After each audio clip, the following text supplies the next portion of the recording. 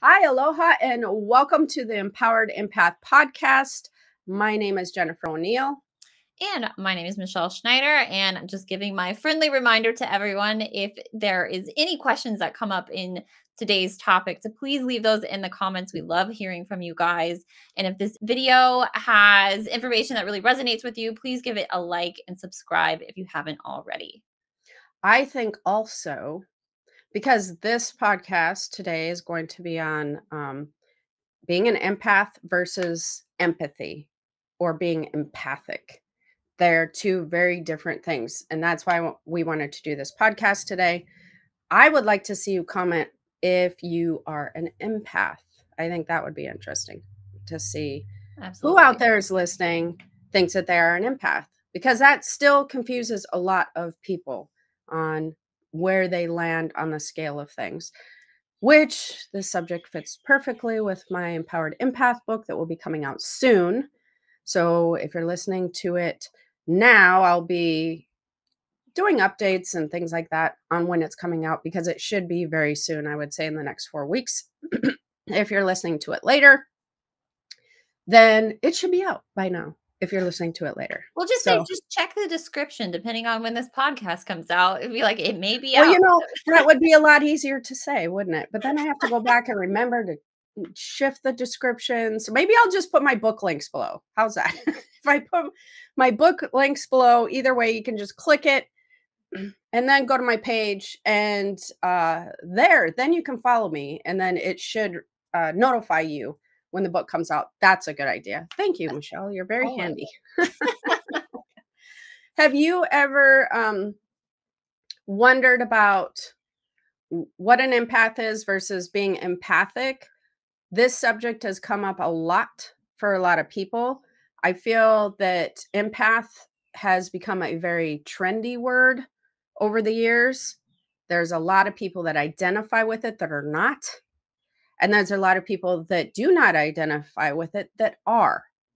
And I think that that all revolves around what people know about being an empath.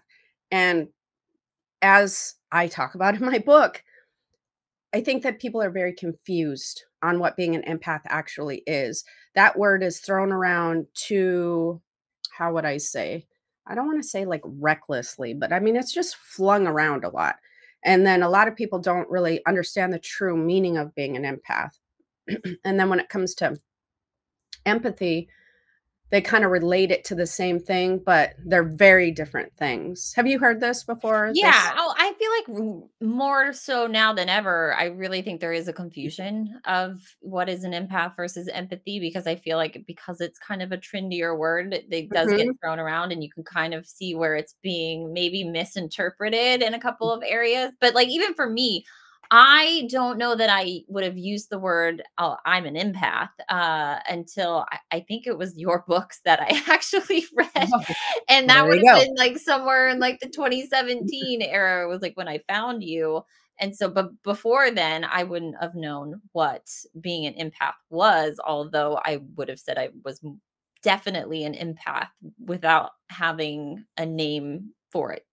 Well, previously, when I was younger, when I was like, well, way younger, I feel like that was ancient years ago, or even in my 20s, being a quote unquote empath was just not talked about. That was not a term that was used. It was not a um, anything that was actually talked about when it came to the psychic senses or your spiritual senses. Claircognizance was a thing, clairsentience was a thing. You know, we were along the clairs, clairvoyance, clairaudience. Actually, when I was younger, clairvoyance and clairaudience were just really the only ones that people talked about mostly. Clairsentience is actually the, how would you say, the clair term for being an empath. And I think that also people don't realize that it is one of the spiritual senses amongst the clairs. But somehow along the way, they've sort of done away with clairsentience, even though, I mean, it still clearly exists, but they've replaced it with the term empath. And I think that that adds to the confusion, because it's almost tried to make it a category on its own.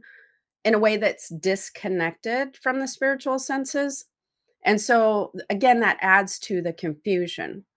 And so then we have empathy, which seems like a very closely linked word to an empath. So I think it's natural that people would assume, well, if I'm an empath, I would have empathy. And the funny thing is, a lot of empaths do not necessarily have empathy, which we're going to get into. So, an empath, let's just talk about that first. And then we'll talk about what the definition of empathy is, which I don't have the actual um, description, dictionary definition. Maybe you could pull that up while I'm talking about Yeah, empath. I actually was looking it up earlier too, Did 'cause you? yeah. Good. So you can talk about that. An empath is actually somebody who uses clairsentience, one of your psychic, or I don't want to say psychic, one of your spiritual senses, in order to feel energy and read energy. And what that means is you can feel it. When you read it, you are receiving information through energetic waves, energetic frequencies, just any type of energy. The mistake that a lot of people make there is they feel that being an empath is, I can feel what you're feeling. I'm reflecting your feelings. I can feel your happiness. I can feel your sadness. I can tell that you're feeling off, whatever. And so the part about all energy, that you have the ability to read all energy, to feel all energy, and that includes universal energy, astral energy, animal energy, earth energy, um, energy coming from items or physical things, because everything in existence, every visual thing that you can see is made from something that's not visual, which is energy. And so you essentially have the ability to tune into all energy and read it, get information from it that then shows you more about their energetic frequency that then can help you determine some things. That's very different than, like I said, just being able to read people energy. And before I let you talk about the definition of being an empathic, why do people talk about it as in terms of people energy? Why that one? Because people energy, which is called live energy, again, this is all in my book. I hope to have this out soon so that it aligns with this podcast. It's called live energy, and that is the strongest and easiest thing for people to read. So it's the first thing that you'll notice if you're starting to have a spiritual awakening and your spiritual senses start to tingle. If you are an empath, that is a very easy frequency to read because it's called live energy. One of the hardest things to read is physical energy, which would be like an item or things of that nature, which is connected to another clair called clairtangence or clairtangency, however you want to say. Um, so, there's a lot of layers to this gift on a spiritual level and even on a psychic level, and how it can be utilized. I don't think that's important for the majority of the people to really get into how do you read this energy and how do you read that energy from a psychic sense. However, I do think it's incredibly important as a lifestyle to understand what being an empath means, because there's a lot of ways that this will affect your life, whether you claim the title empath or do not claim the title empath. And I think that that's where the juice of this podcast is going to land, because it's going to affect you either way, whether you claim the title or don't.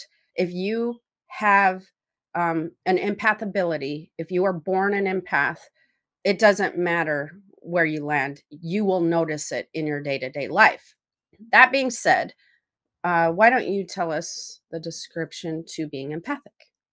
So, for somebody who has empathy for another person, that's really more coming from an understanding of what somebody else is going through, but just from a mental kind of perspective and alignment. So it's like, oh, I know that you're sad, and I kind of feel for you that you're sad. Whereas an empath would be, oh, I feel your sadness. So Right. it's a very different in that way, where it's that mental kind of understanding of what somebody else is going through or what their perspective is, versus being able to actually feel what that person is feeling. Right. And I think that those are two very different things, but very confusing things for people. And I like how you talked about the mental aspect because there's a lot of things that your brain will help you to filter and determine. You can hear the tone of their voice, you can watch the look on their face, their mannerisms, you can analyze somebody without even really maybe even realize you're doing it with your eyes and your ears and a lot of your physical senses, and you can go, oh yeah, that makes me feel sad for them, or I'm really feeling upset that they are in this position, or I'd like to help them. That is not being an empath. That is being empathic. I think that to what you were saying, an empath a lot of times would do the opposite. Um, Sometimes they do that, but a lot of their initial response is, "Oh, I don't like that feeling. That feeling, I don't like that in my body. I don't like the way that that feels." So empaths more step away from any frequency that feels uncomfortable to them. And the difference is, I just want to kind of give somebody like a visual. When you are an empath, you can actually feel their emotion in your body. You can feel it in your own frequency. It feels as if you are experiencing their emotional body and you are experiencing some of the emotions that they are going through. That is an empath. That's very different than observing somebody. Now, sometimes those who are empaths do not register that whole thing. They just go, oh, this doesn't feel good to me. This situation doesn't feel good. Something feels off. I'm not feeling comfortable. Or the opposite can happen where you're like, wow, I'm really enjoying this. The reason I go to the this doesn't feel good or feel well is because what is the one thing that is gets on your radar the quickest? Anything that's uncomfortable. Yeah. If it's joyful, nothing really registers. You're like, yeah, Yeah. let's just continue to do this, right? You don't need to think about it. But what draws your attention is the, oh my gosh, something's happening, or this energy feels weird, or you can even walk into a place and go, wow, this feels tense, or this feels relaxing. That's what draws people into a lot of establishments, experiences, things of that nature, right? Yeah. It's funny because I'm thinking of all of these examples in my head, and it was like, for one, and it took me a long time to like kind of figure out why. I kind of have like a two-store limit. Like if I'm gonna go out and I need to go purchase things, I'm not going on a shopping spree all day because I will get physically sick at the end. I cannot be around all kinds of people at all kinds of different stores. By store number 2, I'm like, I gotta get home. I can't do Right. this anymore. So it's like I have that limit on myself of exposure. Well, and that brings us to the next thing, that a lot of empaths are reclusive. They don't want to help those other people. That feels very heavy to them. That's where I think that a lot of empaths are like, I'm not even empathic. I don't feel for that person. I don't want to be near that person. And that feels very counterintuitive to the wording, but it's actually a protective mechanism that empaths go into because they can feel their energy. And if you're around somebody with long periods of time with that frequency, it starts to feel like your own frequency. It starts to feel like something that you're resonating, that's in your body. And you can do that. You can pick up on a frequency from somebody. It can alter your own frequency if you're not careful, which is why, again, I have so much info in these books, and info that would help you go more than 2 stores, by the Yeah, way. I definitely have questions now about like, okay, what can I do? Because that's no way to live a life. Like if I need to go Right? buy things, like what can I do to like not feel sick? Well, unfortunately, that literally is a whole book, which is the part 2. So I have 2 of them coming out. One's gonna be basically about energetic strength training, and that's what you're talking about. It is about how to build up your energy and create a buffer as an empath so that you can be around people without walking away with their frequency. You can be in more than 2 stores. You can go past your 2-store limit, but you don't realize, or people don't realize, that you don't just get from point A to point B immediately and go, "Oh, I'm an empath, and I know I don't wanna have their frequency, so I'm very aware of that, so I'm not going to, be near them enough to reflect their frequency," and then you're gonna leave feeling great. No, there's a whole system. There's a whole system of things and techniques that you have to use, and it truly is a lifestyle. It's not just something that you're gonna do today or for the next couple weeks, and then you're gonna be able to go into 3 to 5 stores. You actually have to integrate the system on a daily basis. Things like how you brush your teeth, take a shower, make sure you eat properly, get enough sleep. There are some things like that that you just have to integrate into your daily routine as an empath. When you do these things that I'm talking about, like I said, it's a whole book, and don't worry, like, oh my God, I have to do a book of things every day. No, but you just start integrating it into your daily routines. It's not overwhelming. You just need to understand what it is that you're doing and why. And how you would want to view that is, if you are if you do have a 2-store limit, like Michelle, um, you want to view that as, if you try to go to a gym and you haven't worked out for a long time and you go, I'm gonna start doing some 50-pound curls. That's what I'm going to do. I'm going to lift these 50-pound weights, or let's go bench press 100 pounds. Yeah, your body, the muscles that you have may not work to go in there and lift those 50 pounds or the 100 pounds, right? Yeah. So what would you have to do? You would have to build your muscle up to that point. You would have to work with maybe lower weights, and then add some more and add some more until your physical body starts to strengthen in a way that you can then lift the weights. That's how I explain your energetic maintenance system, and strengthening what I call your energetic muscle. You have to do some things that protect your energetic system and clear your energetic system and put a buffer between you and other people. And the more that you strengthen your energetic system, just like a muscle, it can become stronger, and will, as long as you follow an empathic lifestyle, it will become stronger than the other people who you're around. So then that strength of your energy trumps the weakness of their energy, if that makes sense. It becomes too strong for their frequency to enter into your system. There's that energetic muscle, it's buffed up, and they can't push their way through into your system and your frequency. And so that's what most people need to do who are an empath. If you're not already doing it, it is hugely important, because it does affect you on a daily basis, which is, I think, what you were getting to. What are the things that you notice? And I'll talk a little bit about that too. What How do you feel like being an empath affects you physically? Because I think this is one thing that people don't realize.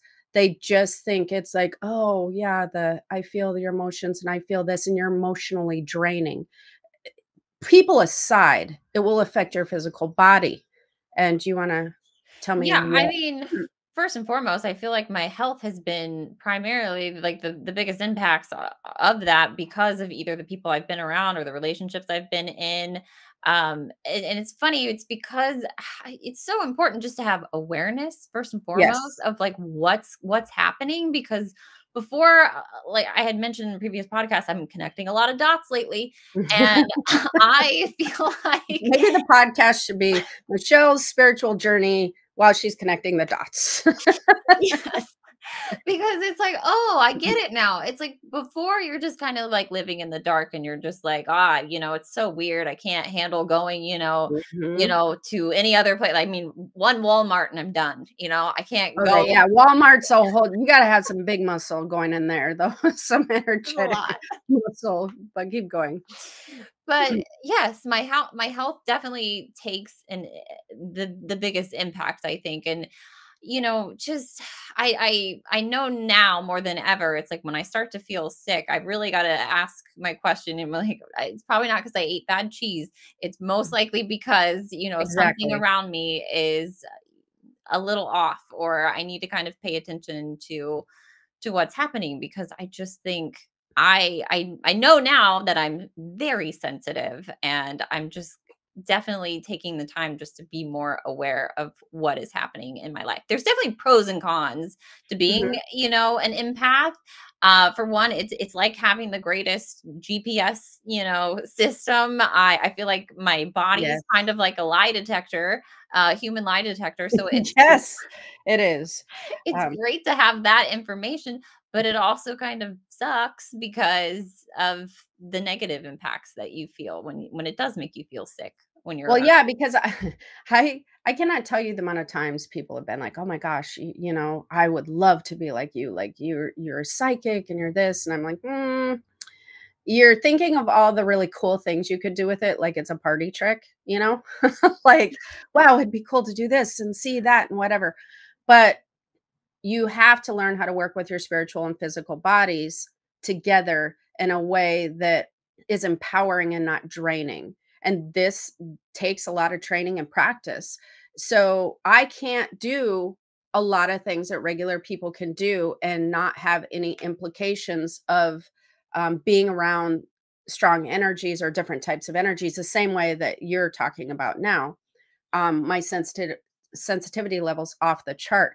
I just know what's happening to me. But if you took a regular person and I exchanged, like, what do you call those movies where you just swap lives? Freaky I think, Friday or yeah, I think that people would just lose their mind. They'd be like, what is happening? Because they would be in my sensitive body. They'd be seeing all these things. They'd be picking up all this info everywhere they went. I forget about it too because we're kind of going off subject a little bit, but it's kind of funny because my friends know that I do this, and they've asked me things before. Like if we're out doing something, they'll ask me questions like, "Well, can you just like read everybody? Like can you see or read things about those people?" And I'm like, it's so funny because I've been this way my whole life, so I don't know what it's like to be in their shoes. I don't know what limitations that they have. I just truly don't. Same way that they have no idea of me because I've just been this way. So I'll be like, yeah. Like, I mean, I'm like, well, of course, because if I couldn't do that, then how would I do what I'm doing? And they'll be like, are you serious? And then, well, what about that person over there? And what about that person? Well, I typically don't just, go around doing that. And I explain to them, well, I'm not usually sitting at lunch looking at everybody's life individually necessarily. But yes, anytime I scan a room, I know that about this person, and I know this about this person. I know who's having a bad day. I know who's having a relationship issue. I know, and they just find that mind boggling. To me, it's just normal. It's just yeah. like you walk in and there's like little Sims things above everybody where it has info on every single person. But that's not necessarily what I'm interested in. I'm interested in conversing with whoever I'm eating with. I'm interested in what's on the menu. I'm excited to be outside and just, because I do that in my professional career. So it's not something I really want to do when I'm out enjoying myself. Yeah. There has to be a balance of using your abilities and being just for me, Jen, I like to just be a human sometimes and just be myself and I know, enjoy but things. it's funny though, and I've had this conversation, I remember when I was in Hawaii with somebody, and we are like, "Well, is this coming from psychic Jen or is this coming from Jen?" Like when you give advice, you're like, "Do you know something that I don't know?"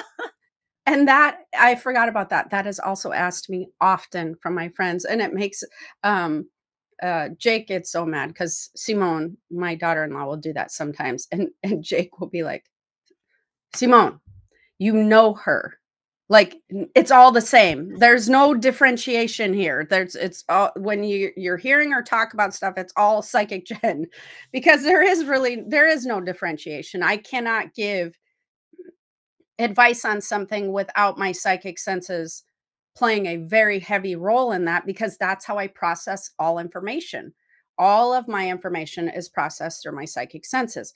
And I trust that a million times more than I trust anything that people say or do or whatever. And actually, I don't know, did we just get into that on another podcast, or were we talking about where when I've been training some students lately, because I have a ton of mentorship students, and when I'm training them, there's been a few times that I've had to explain to them what people say, the words that are coming out of their mouth, and even some of their actions. You might as well just throw that out the window, because if you're really working with your psychic senses, you need to know their true energetic intentions, and that's the intention behind an action. The intention behind an action will change the action completely. You can do the same exact action, but if you have a heartfelt intention behind it, or you have a manipulative intention behind it, that's absolutely going to change the tone of the action. And so using your psychic senses in that way is very, very important. So where I'm getting to again with this is I absolutely rely zero upon like some of the physical senses of people interactions, what they're saying, how they're presenting themselves, what actions they're taking. I can't tell you how many times. I mean, Jesus, it's been thousands upon thousands of times. I've been at a social event and they will say, "Have you met so and so or whatever?" And I have a summary in a millisecond of this person, and they will say, "Well, they're like this," or whether it might be positive, it might be not positive. It might be like, "Oh, I don't like them very much." It might be, "Oh, I love them." And I'll be like, "Oh, yeah." And they'll be like, "Wait, why?" And I mean, I don't offer the information, but anytime I meet somebody, everybody wants to know. And they'll be like, "Well, what do you think?" And I'll be like, "Well, I think XYZ." And they'll be like, "Really?" And then I'll be like, "Well, yeah, how are you not picking up on this?" And they'll be like, "Wow." And then now that you mention it, now that you're saying that, and then they go, "This happened and that happened, and I do notice this and I do notice that." But they're trusting their physical senses more than they're trusting their intuitive senses. But if I mention something, they will tune into that a little bit more, and then they'll trust that. Yeah. So it is kind of interesting, which we've gotten kind of way far off track. Well, not really, because you can sense a lot of that stuff with being an empath. And intention is one thing that you can absolutely read as an empath. It's hugely important. Well, I think So if we you, talked a little bit about it when we were talking about how it can impact your health and kind of like the things that I was going through of like being in a relationship where the words that they were saying was not matching up with their intentions. And the yes, reason I was so sick was because I was picking up on those yes, I unmet thought it was another intentions. Yeah, podcast. it was. Yeah.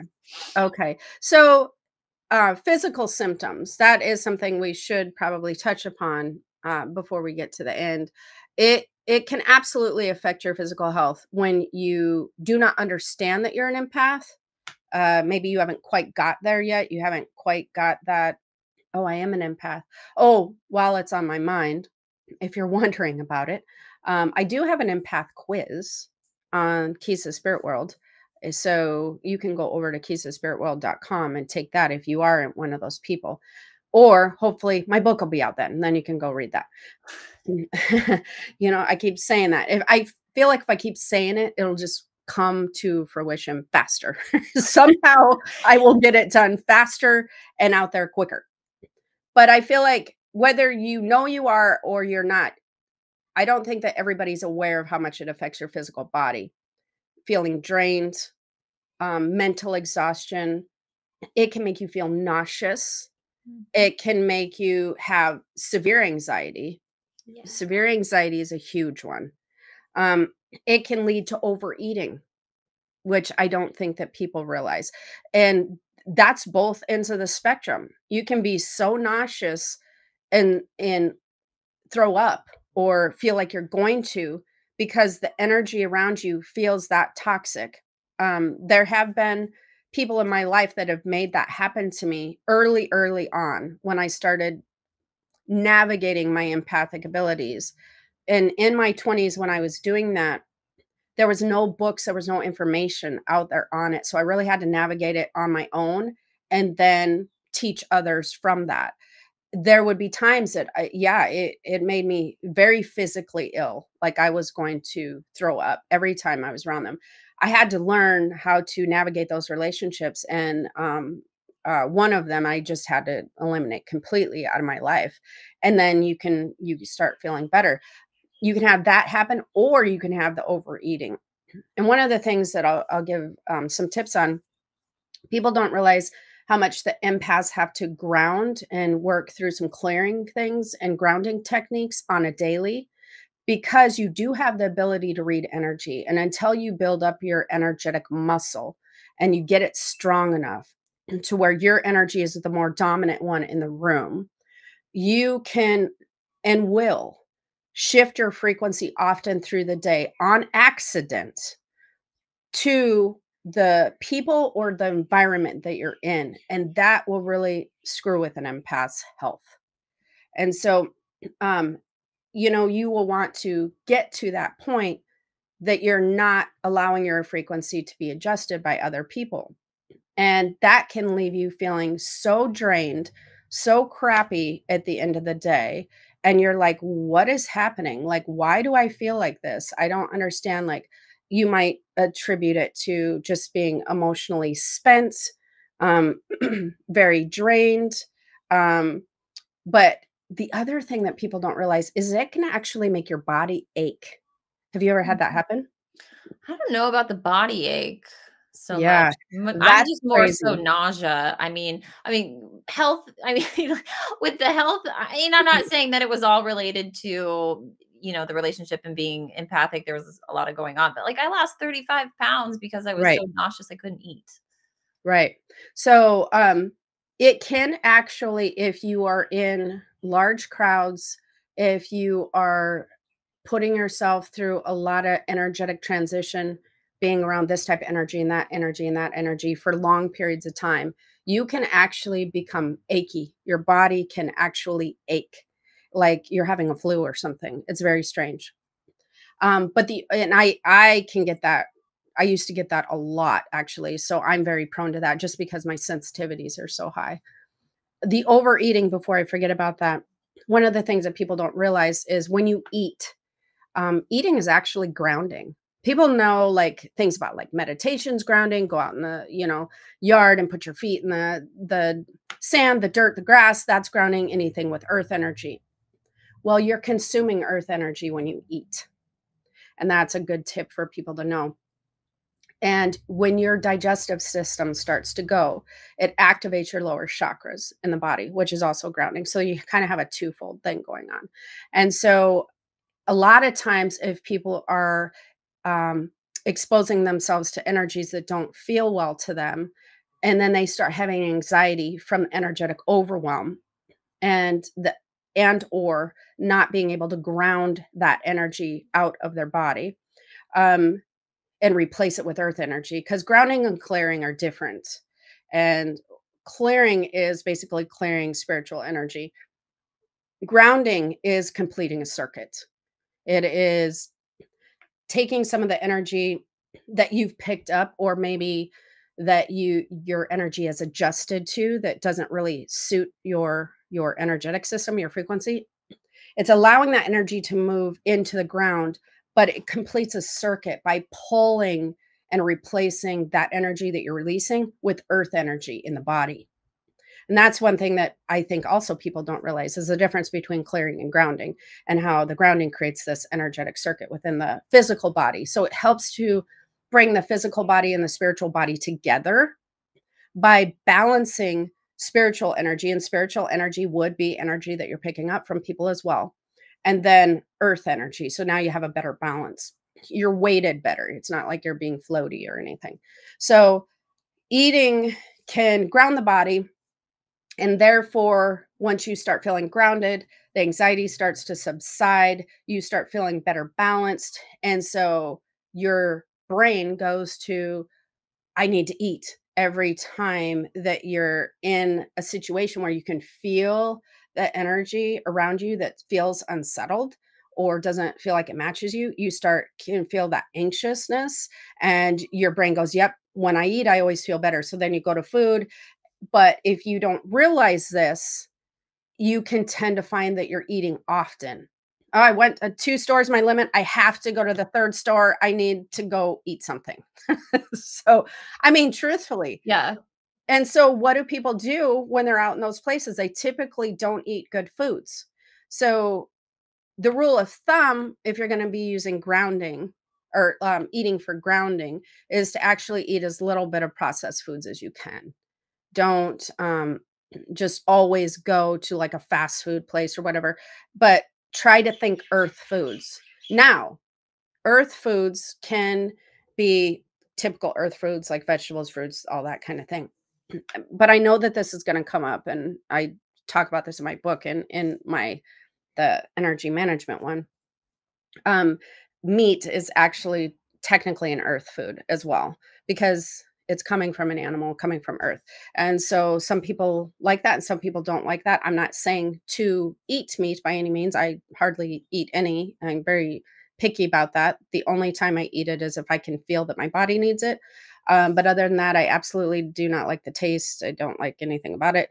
But I do use it for balance. So um, that's something to know. So just earth energy foods is going to help you ground, and it's not going to be kind of a waste of consuming food. The digestive process, the grounding technique, where you start to, gain 35 pounds. And that is very, very common. um, as an empath, it's a common thing to do and to have. Your brain doesn't have the knowledge on what's happening. And so these are some of the things that you need to know when it comes to being an empath. Um, you start to fall into these habits of protecting your own energy, and protecting your own energy can contribute you to not wanting to be around people. It can cause you to feel like you're actually the opposite of being empathic. I want nothing to do with that situation. I want nothing to do with that person or whatever. It can cause you to be in a protective mode, protecting your energy, and you can find yourself doing what some people would call a selfish type of behavior.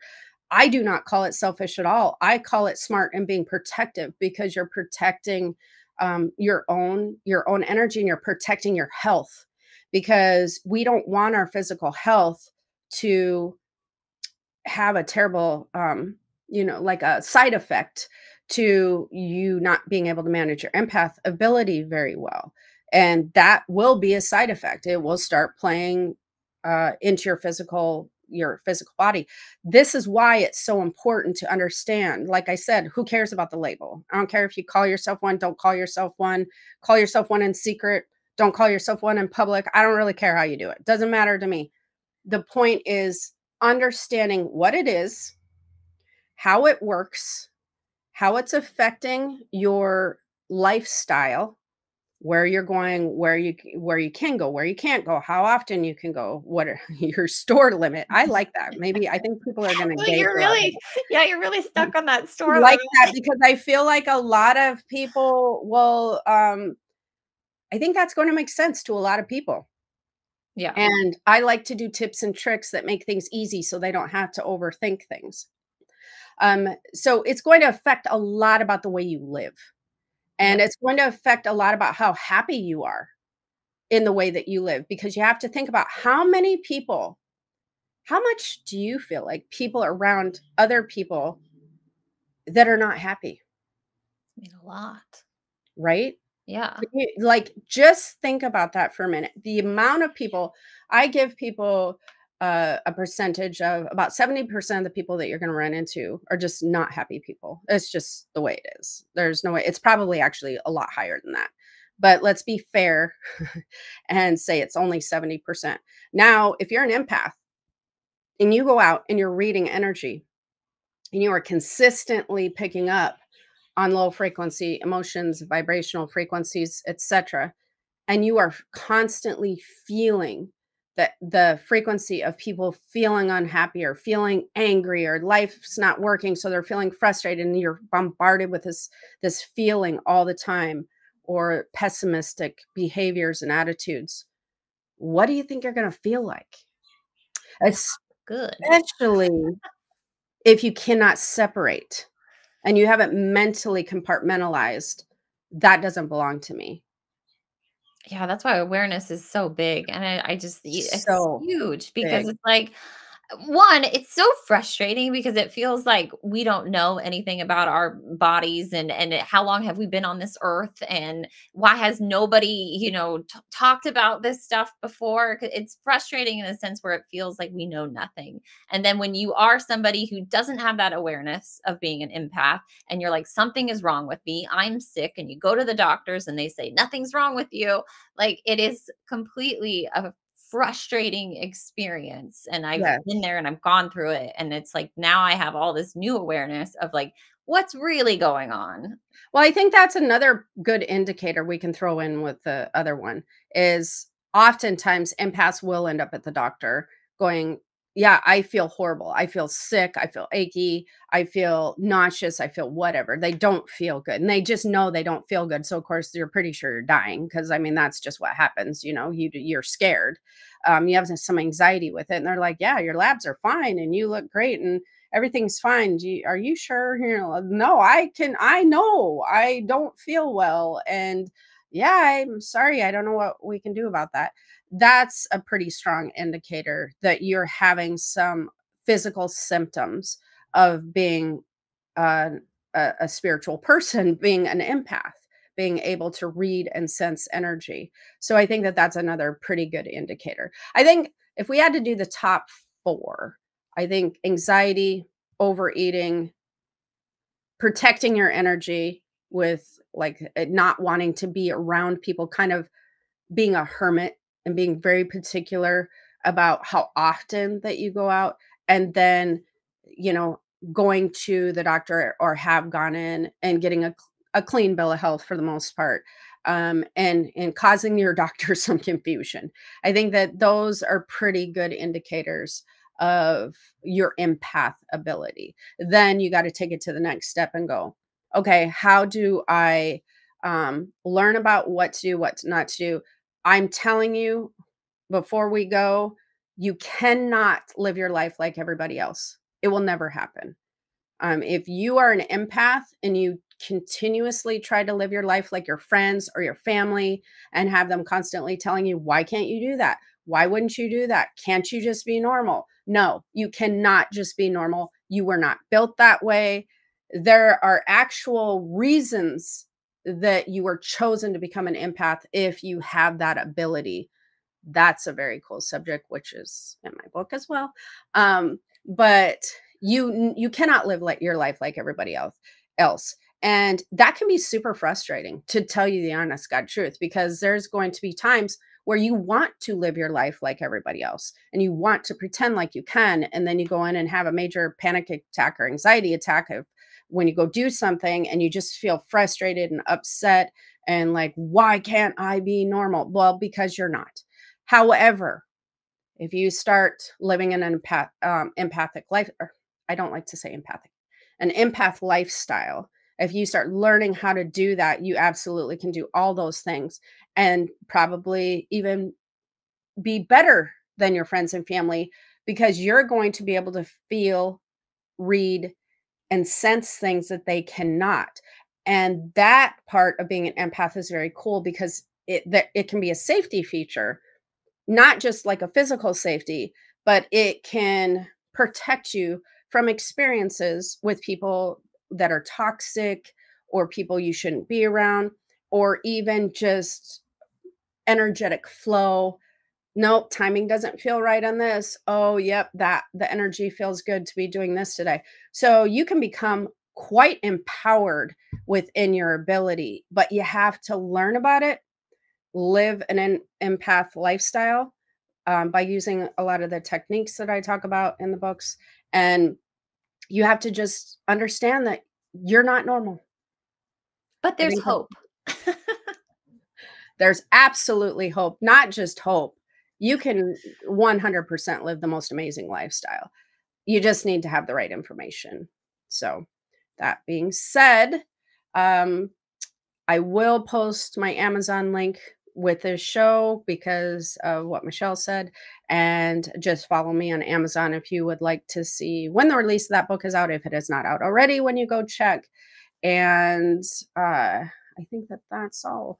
You have Yeah, the you ending. just a reminder. If there is anything, and I would say that you're struggling with, as an empath, leave those in the comments. I'd love to like hear. I mean, do you guys have a two-store limit as well? Like, what kind of struggles do you have as an empath? Would love to hear those. Yes. If you like this podcast, please give the video a like and subscribe as always. Yes. And until next time, have the most amazing day. Aloha. Bye. Bye.